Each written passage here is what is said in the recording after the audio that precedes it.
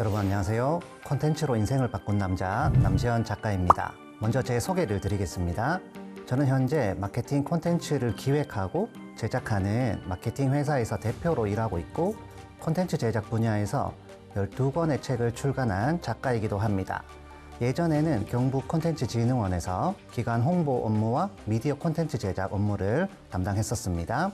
2009년부터 지금까지 남시현닷컴이라고 하는 티스토리 블로그에 많은 글을 써왔고 미디어 분야에서 파워 블로거로 선정되기도 했었습니다.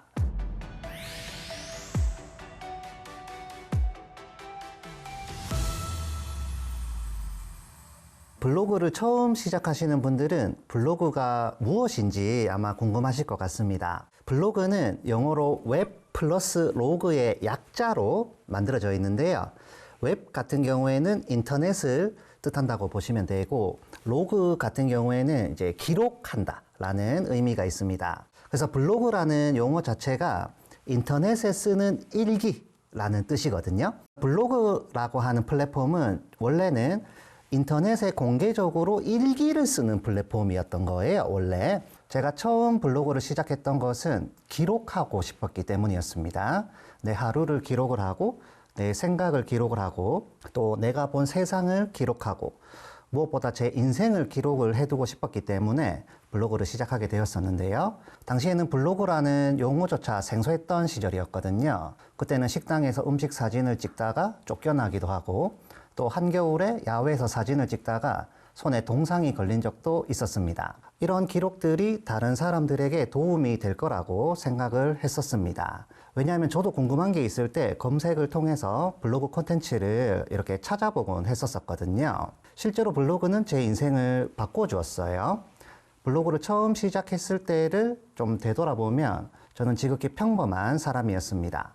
나이도 어렸고 가지고 있는 기술도 없었고 든든한 배경도 없었거든요. 그랬던 제가 블로그를 기반으로 오래도록 이렇게 콘텐츠를 만들고 활용하게 되면서 돈도 벌게 되고 책도 쓰게 되고 또 강연과 방송 출연도 다니게 되었고요. 현재는 기업을 운영하면서 지금 이 무대까지 제가 설 수 있게 되었습니다. 스펙도 배경도 없던 평범한 사람도 꾸준한 기록을 통해서 인생을 바꿀 수 있다라는 부분을 말씀드리고 싶은데요. 이렇게 말하면 작가님이 글을 잘 쓰니까 그런 거 아닌가라고 질문하시는 분도 계실 것 같습니다. 그래서 제 강의를 들었던 수강생분들의 얘기를 한번 해보겠습니다. 평생 가족 뒷바라지만 하시던 50대 주부님이 계셨습니다. 처음에는 나 같은 아줌마가 무슨 블로그 글을 쓰냐 하면서 주저하셨었거든요. 그래서 제가 매일 반찬 만드는 것을 촬영해서 올려보시라 이렇게 말씀드렸었는데요. 지금 그분은 요리 블로그를 운영하면서 남편분 월급보다도 더 많은 돈을 버는 이 푸드 인플루언서로 활동하고 있습니다.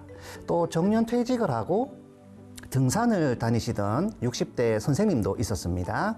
이분은 산행 일지를 블로그에 기록하면서 다양한 정보를 제공을 해왔었는데 지금은 아웃도어 브랜드에서 협찬도 받고 또 전국에 있는 지자체와 협업하면서 여행 작가로서 제2의 전성기를 누리고 계십니다. 이런 사례가 특별한 얘기라고 생각하실 수도 있겠습니다. 하지만 블로그는 여전히 스펙도 나이도 그리고 자본금도 따지지 않는 기회의 땅이다 이런 말씀을 꼭 드리고 싶고요. 이 블로그와 글쓰기는 사실은 평범한 사람들이 가장 쉽게 창작을 할 수 있는 이 콘텐츠 플랫폼이거든요. 그래서 글쓰기는 복잡한 머릿속을 정리를 또 해줍니다. 그래서 나이가 들수록 생각은 많아지는데 정리가 잘 안 되시는 분들이 많으실 거예요. 어제 있었던 일, 그리고 내일 걱정, 옛날 추억들 이런 것들이 뒤엉켜 있습니다. 이걸 머리로만 생각을 하면은 잡념이 되지만 글로 쓰면 정리를 할 수 있습니다. 그래서 블로그에 오늘 친구와 다퉜는데 마음이 뭐 이렇다라고 딱 3줄만 한번 써보시면 신기하게도 객관적으로 나를 돌아보게 됩니다. 아, 내가 이래서 화가 났구나 라는 식으로 마음이 차분해질 수 있습니다. 블로그에서 새로운 친구를 만날 수도 있습니다. 은퇴를 하고 나면 만나는 사람이 급격히 줄어든다고 합니다. 그래서 블로그 세상은 다릅니다. 내가 좋아하는 베란다 텃밭 사진을 올리고 글을 쓰면 부산에 사는 김 씨, 미국에 사는 박 씨가 찾아옵니다. 블로그는 기본적으로 공통된 관심사를 기반으로 네트워크가 만들어지는 이런 구조를 갖고 있거든요. 그래서 나의 관심사를 공유하는 사람들과 연결되는 이런 기쁨은 오프라인에서는 찾기 힘든 이런 경험입니다. 직장을 그만두면 명함이 사라지잖아요. 그래서 블로그는 은퇴 없는 명함이 되기도 합니다. 예를 들어 여러분께서 1년 동안 매일 동네 맛집을 기록했다고 해보겠습니다. 1년 뒤에 여러분은 백수가 아니라 우리 동네 맛집 전문가가 되어 있을 거예요.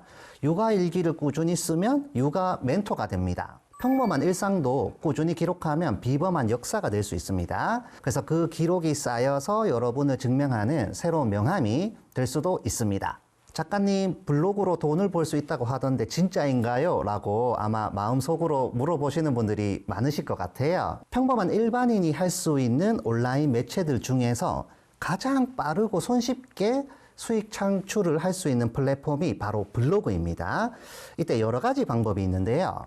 가장 대표적인 블로그 수익 창출 방법은 광고 수익입니다. 그래서 블로그 본문이나 화면 주변에 광고를 배치를 해서 광고 수익을 얻는 방법인데 가장 손쉬우면서도 간단한 이런 방법입니다. 하지만 이 방법은 방문자 수가 좀 많아야 적절한 수익을 얻을 수가 있고요. 또 다른 방법으로는 체험단 리뷰 형식이 있습니다. 특히 이 방법은 주부님들이나 아니면 여성분들이 선호하시는 이런 방식입니다. 음식점이나 미용실 같은 이런 시설을 이용을 하시고 나중에 자신의 블로그에 사진도 올리고 글도 쓰면서 후기를 남겨주는 이런 방식이라고 할 수 있겠습니다. 이외에도 제휴 마케팅 방식도 인기가 있는데요. 내가 직접 물건을 만들거나 재고를 쌓아둘 필요가 없다는 이런 장점이 있는 방식입니다. 내가 특정 제품을 소개를 하고 추천을 하면서 구매 링크를 블로그에서 제공을 하고요. 이 링크를 통해서 구매가 발생하면 일정 비율만큼 수수료를 받는 이런 방식입니다.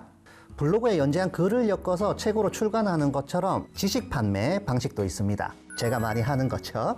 네, 광고나 체험단, 제휴 마케팅, 지식 판매, 이 모든 것들의 공통점이 꾸준한 글쓰기가 기본이 되어야 한다라는 점을 꼭 기억을 해주시면 좋겠습니다.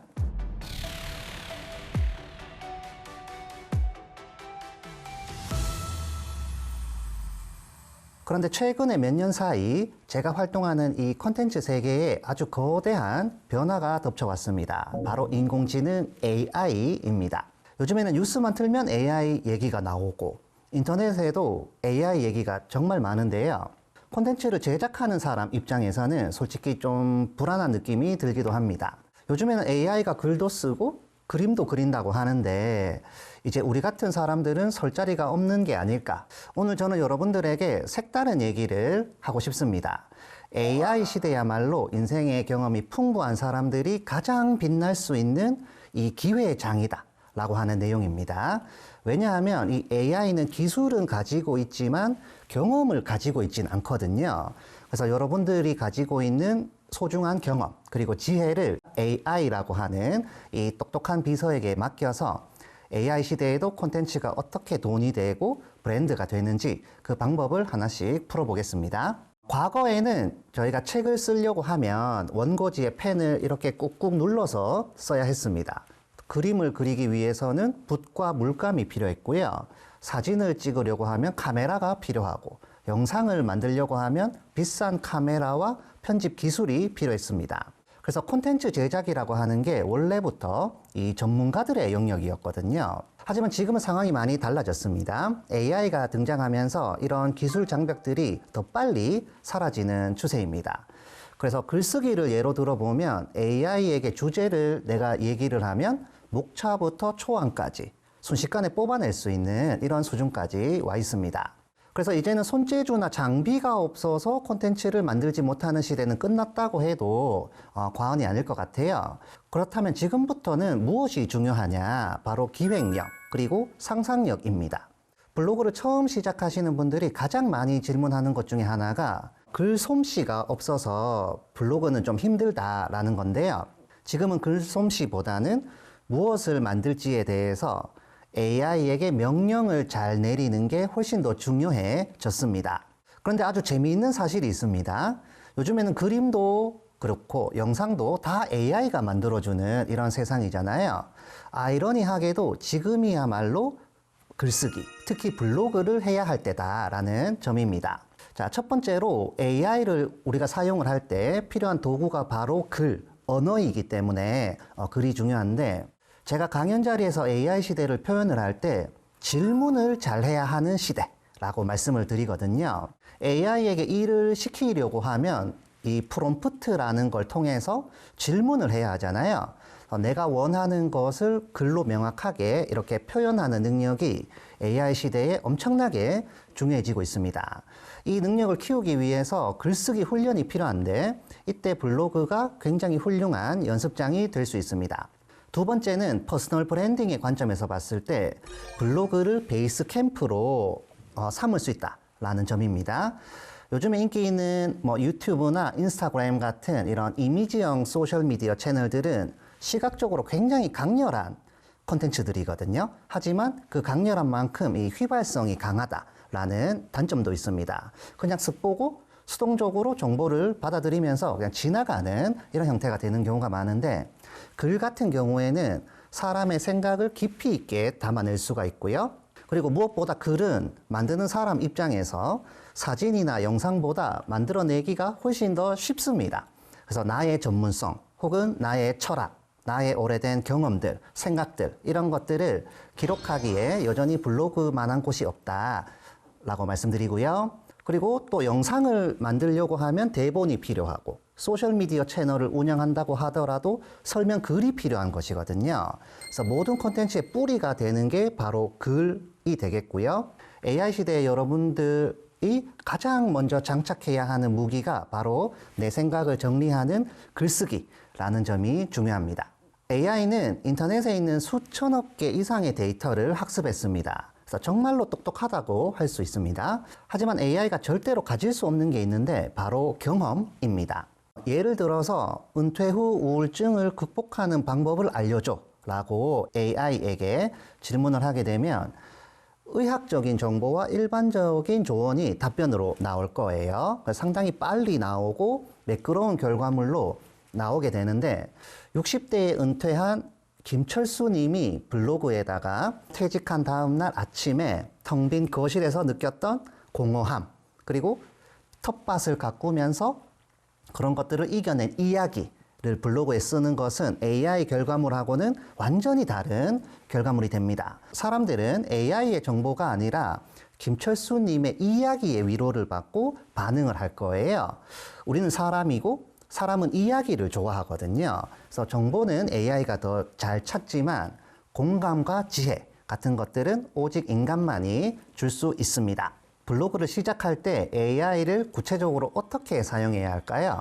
저는 AI를 아이디어 증폭기라고 부릅니다. 처음 글쓰기를 할 때 많은 분들이 고통을 호소하는 부분이 바로 백지공포입니다. 하얀 화면을 바라보면서 첫 문장을 시작하지 못하는 이런 상황인데요. 이때 AI를 활용할 수 있습니다. 내가 30년 동안 영업직으로 일을 했는데 후배들에게 해줄 수 있는 조언 5가지만 뽑아줘 라는 식으로 질문을 할 수가 있고요. 그러면 AI가 몇 초 만에 리스트를 만들어 줄 거예요. 물론 그 내용이 100% 마음에 들지 않을 수 있습니다. 하지만 거기서 힌트를 얻을 수 있습니다. AI는 0에서 1을 만드는 것을 어려워하는 우리들에게 0.5 정도의 밑그림을 던져주는 역할입니다. 우리 곁에는 24시간 불평 없이 아이디어를 던져주는 이런 유능한 조수가 있다고 보시면 될 것 같습니다. 중요한 점은 AI가 도구일 뿐이라는 점입니다. 칼은 요리사가 쥐면 도구가 되지만 강도가 쥐면 흉기가 되는 것이잖아요. AI도 마찬가지입니다. AI가 다 알아서 해주겠지 라고 하는 게 아니라 내 생각을 잘 전달하기 위해서 AI를 어떻게 활용할까 라고 생각하는 게 중요합니다. 세상이 너무 빨리 변해서 좀 혼란스러운 분들도 계실 것 같아요. 파도 타기를 한번 생각을 해보겠습니다. 파도가 오지 않으면 서핑을 할 수가 없잖아요. 지금 콘텐츠 세계에는 이 AI라고 하는 아주 큰 파도가 지금 밀려오고 있습니다. 그래서 내가 이 파도에 휩쓸려서 갈 것인가 아니면 멋지게 올라탈 것인가, 그것은 마음먹기에 달려 있습니다. 여러분들이 그동안 쌓아오신 경험과 지혜라고 하는 이 서핑보드를 믿고 블로그 글쓰기와 함께 파도에 올라타 보시길 바라겠습니다. 한국에서 블로그를 시작하려고 하면 크게 세 가지의 선택지가 있습니다. 각각의 장단점이 있기 때문에 나에게 맞는 곳을 선택을 하는 게 중요한데요. 첫 번째는 네이버 블로그입니다. 우리나라에서 가장 많은 사람이 이용하는 검색 엔진이 네이버인데요.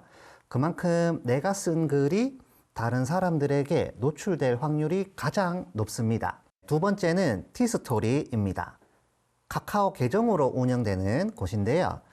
네이버보다는 방문자 유입이 조금 적을 수가 있고 난이도가 조금 높은 편입니다. 대신에 HTML을 직접 수정하는 방식으로 블로그 화면 구성을 내 마음대로 바꿀 수가 있어서 자유도가 좀 높은 편입니다. 세 번째는 워드프레스입니다. 흔히 설치형 블로그라고 부르기도 하는데요. 특정 회사의 서비스라기보다는 내가 직접 서버를 빌려서 만드는 이런 홈페이지 형식의 블로그에 가깝습니다. 운영 정책에 구애받지도 않고 평생 나의 소유로 남길 수 있다는 이런 장점이 있지만 서버 비용이 들고 또 초기 설정이 상당히 어려운 편에 속합니다. 일단 사람들이 많이 모이는 곳에서 시작을 하는 게 내 글에 대한 반응을 빨리 확인을 할 수가 있고 무엇보다 반응이 많아야 글 쓰는 사람 입장에서 좀 재미를 붙일 수가 있거든요. 그래서 오늘 강의도 네이버 블로그를 기준으로 진행을 하겠습니다. 자, 본격적으로 시작하기 전에 블로그 주제를 고민을 해봐야 하는데요.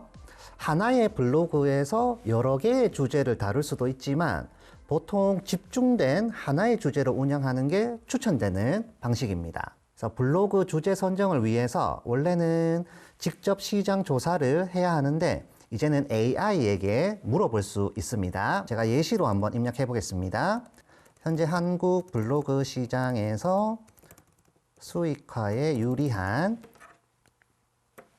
주제 5가지를 추천해 주고 각 주제의 장단점과 경쟁 강도를 분석해 줘. 이런 식으로 질문을 하시면 됩니다.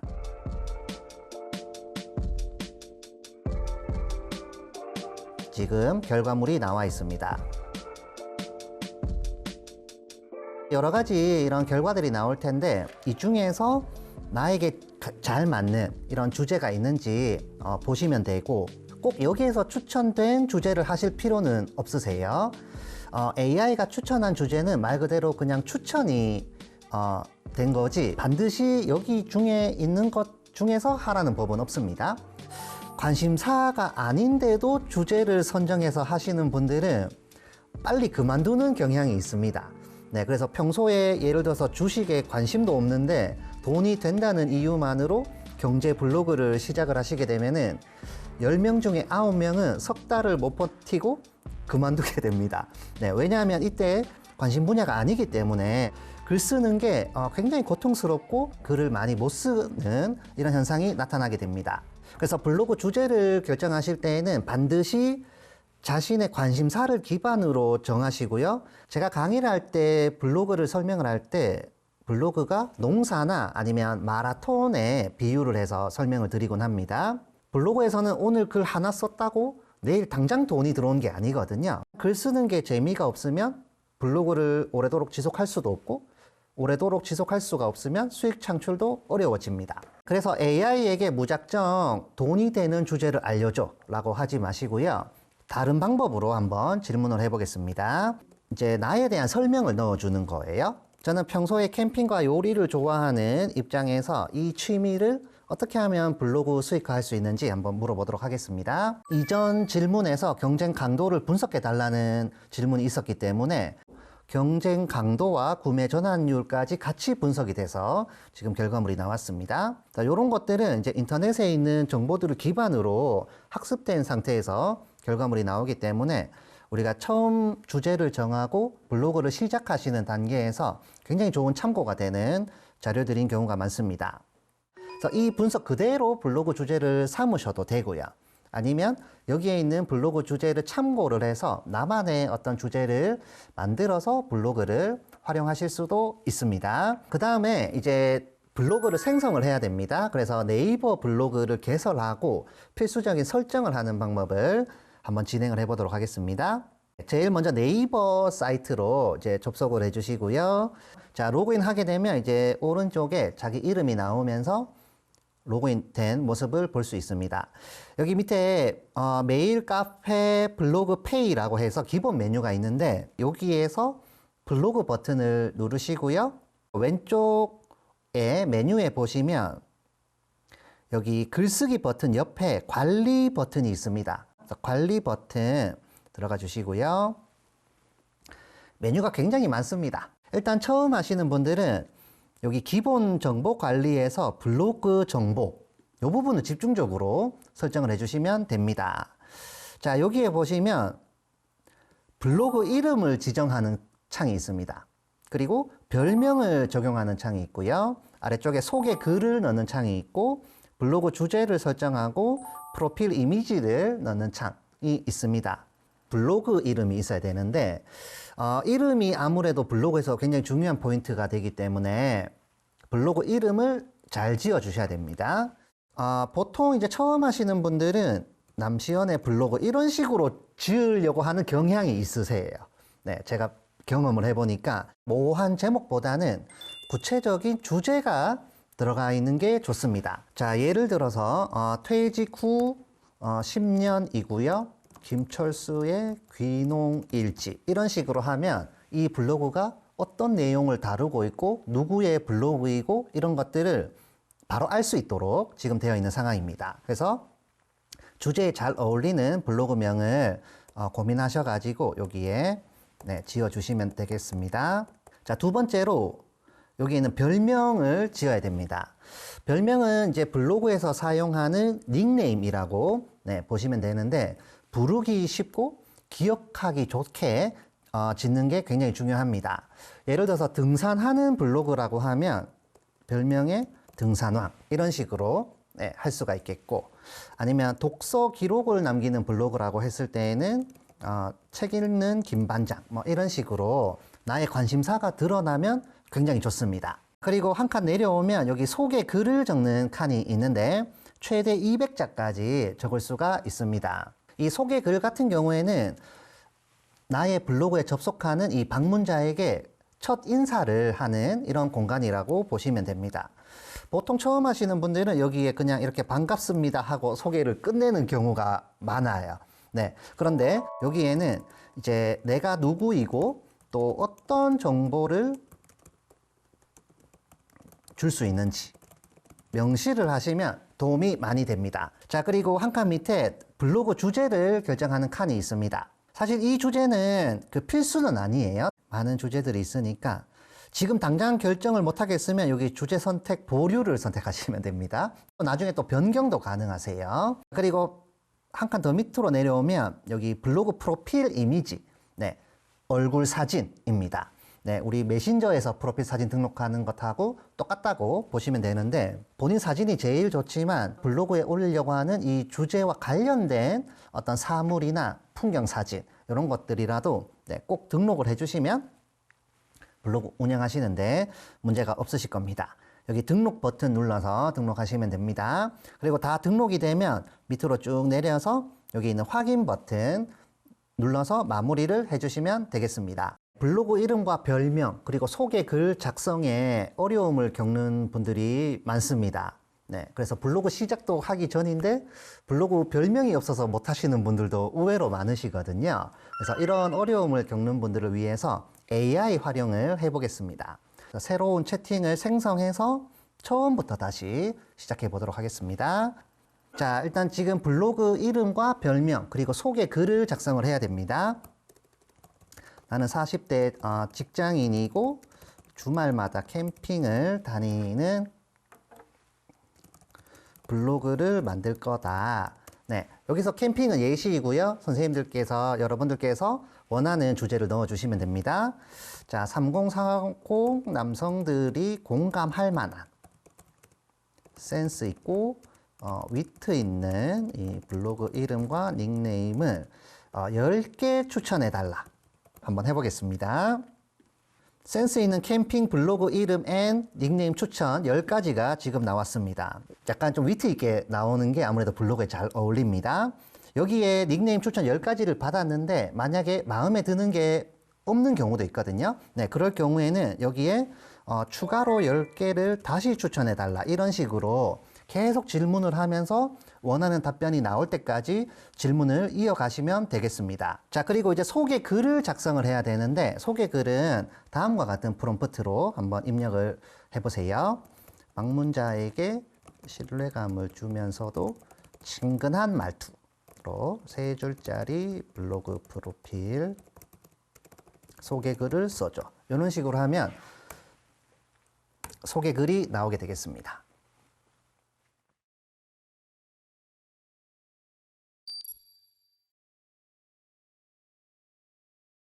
자, 그리고 이제 프로필 이미지가 필요한데 제가 많이 강연 같은 것을 다니다 보면 그 블로그에 자기 얼굴이나 아니면 내가 직접 찍은 사진을 등록하는 것을 좀 많이 부끄러워하고 좀 꺼려 하시는 분들이 많습니다. 자, 이럴 때에도 AI를 활용해서 프로필 사진을 생성을 해서 활용하실 수도 있습니다. 이미지를 생성을 해야 되기 때문에 여기 밑에 도구를 클릭하시고요. 중간에 바나나 모양으로 되어 있는 이미지 생성하기 버튼을 클릭하시면 됩니다. 여기에서 내가 만들고자 하는 이 이미지를 상상을 하셔가지고 프롬프트를 넣어주시면 됩니다. 네, 이렇게 해서 제출해 보겠습니다. 이렇게 나왔네요. 네, 만약에 이 이미지가 마음에 들면 다운로드 받으셔가지고 사용을 하시면 되고요. 만약에 마음에 안 든다라고 하면 여기에서 원하는 것을 그대로 입력하시면 돼요. 이런 식으로 입력해서 원하는 이미지가 나올 때까지 계속 시도하실 수 있습니다. 마음에 드시면 여기 있는 이미지를 다운로드 하신 다음에 나중에 블로그에 등록하셔서 사용을 해줄 수 있겠습니다. 네, 이렇게 하면 블로그 기본 설정이 끝나게 됩니다.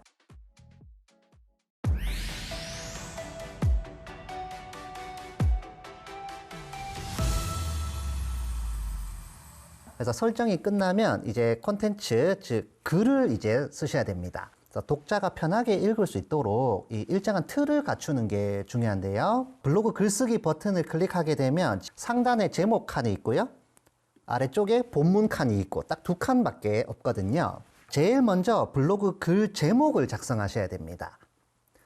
제목은 사람들이 내 글을 방문하고 내 글에 들어오게 할 때 굉장히 중요한 이 요소가 되고요. 블로그 제목 같은 경우에는 굉장히 구체적인 정보를 담고 있는 게 좋습니다. 자, 예를 들어서 강남역 직장인이 추천하는 가성비 김치찌개 맛집 3곳 이런 식으로 구성을 하시면 구체적인 지명도 들어가 있고 메뉴 이름도 들어가 있고 그리고 또 좋은 게 여기 숫자 같은 게 들어가면 굉장히 신뢰성이 있고 주목도가 높아지는 경향이 있거든요. 블로그는 기본적으로 검색을 통해서 사람들이 유입이 되고 또 제목의 가중치가 높기 때문에 제목을 신중하게 짓는 게 무엇보다 중요합니다. 자, 그리고 이제 본문을 작성해야 되는데 요즘은 사람들이 70% 이상의 사람들이 스마트폰으로 블로그 글을 본다고 합니다. 글자가 너무 빽빽하게 뭉쳐 있으면 읽지 않고 그냥 나가버릴 수도 있거든요. 그래서 본문 글을 작성하실 때에는 줄바꿈이나 어떤 강조 표시 혹은 이미지 같은 것들을 넣어서 블로그의 장점을 활용을 해주셔야 됩니다. 다음으로 글의 흐름을 만들어야 됩니다. 어떻게 시작할지 이제 막막하신 분들은 제가 말씀드리는 순서를 한번 따라서 써보시면 좋겠습니다. 제일 먼저 서론으로 글을 쓰는 이유와 그리고 독자가 얻을 수 있는 이익을 제시하는 게 좋습니다. 자, 예를 들어서 요즘 물가가 너무 비싸죠? 단돈 8,000원에 푸짐하게 먹을 수 있는 식당을 발견했습니다. 이렇게 하면 이제 궁금증도 들고 안 읽어볼 수가 없게끔 이렇게 만들어 주실 수가 있고요. 그 다음에 본론에서는 실제로 이 식당의 어떤 위치라든지 가격이라든지 뭐 맛평가 그리고 뭐 주차라든지 아니면 나만의 뭐 팁 이런 것들을 이제 사진하고 잘 버무려서 배치를 해주시면 됩니다. 그리고 결론 부분이 있습니다. 결론 부분에는 지금까지 내용을 요약해 주시면 도움이 되고요. 그리고 독자 반응을 이제 유도하면서 지도 같은 것들을 추가를 해가지고 사람들이 좀 쉽게 여기를 찾아갈 수 있도록 해주시면 되겠습니다. 처음에는 이런 구조에 맞춰서 글을 쓰시는 게 조금 어색하실 수도 있는데 이 구조에 맞춰서 쓰는 연습을 하시다가 보면 금방 익숙해지실 것 같습니다. 이번 강의에서는 블로그를 생성하고 기초 설정을 하고 이미지를 AI로 생성하는 방법을 알아봤습니다. 다음 3강에서는 실제 블로그를 AI 모델을 활용해서 조금 더 전문적으로 작성하는 방법에 대해서 살펴보겠습니다. 시청해 주셔서 감사합니다.